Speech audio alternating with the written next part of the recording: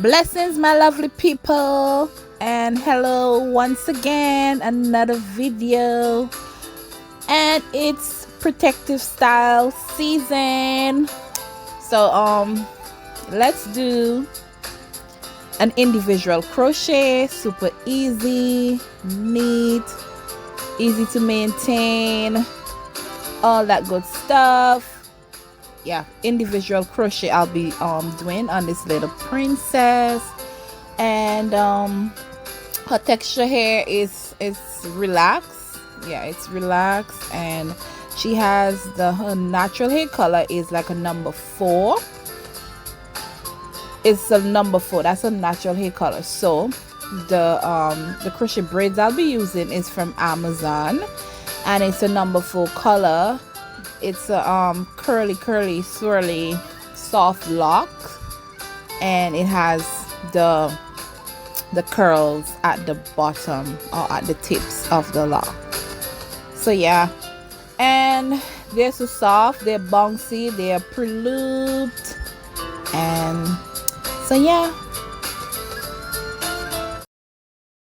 And of course, I'll be using my precision parting comb, Styles by Sandy parting comb. When you make your appointment, you can easily get one, and if you want to pre-order, I have different colors as well. So let me know if you want to pre-order some of my combs. And I'll be using my Shine and Jam, of course, my go-to conditioner. The individual crochet, I think it's much better to do than versus to the cornrow method. It is much easier to maintain as well, and it looks more natural.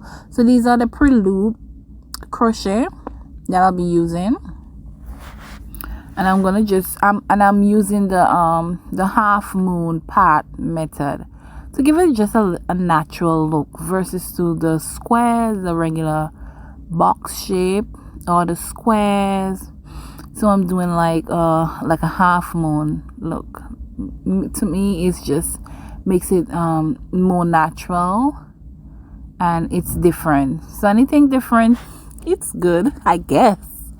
So yeah, her hair at the back, it's this section of her hair, it's a bit shorter, but I still want to be using any added extensions because it's not that short, and I have a good grip to it. And yeah, her hair is the roots, it's like natural. I think she is like transitioning. She wants to transition, and the roots, they're a bit natural, and the ends, they are relaxed. Yeah.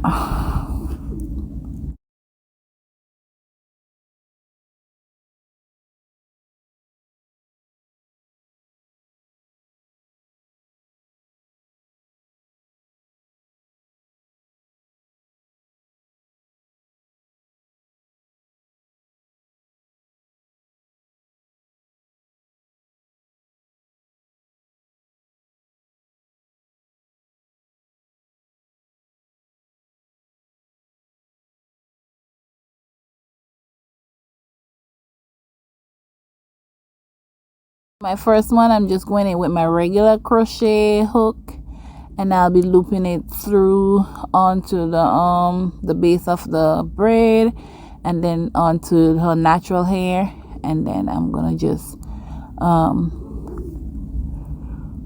pull it through, go through the lock, because like I said, the lock, they are soft, and the crochet pin easy to go in, and I'm just gonna like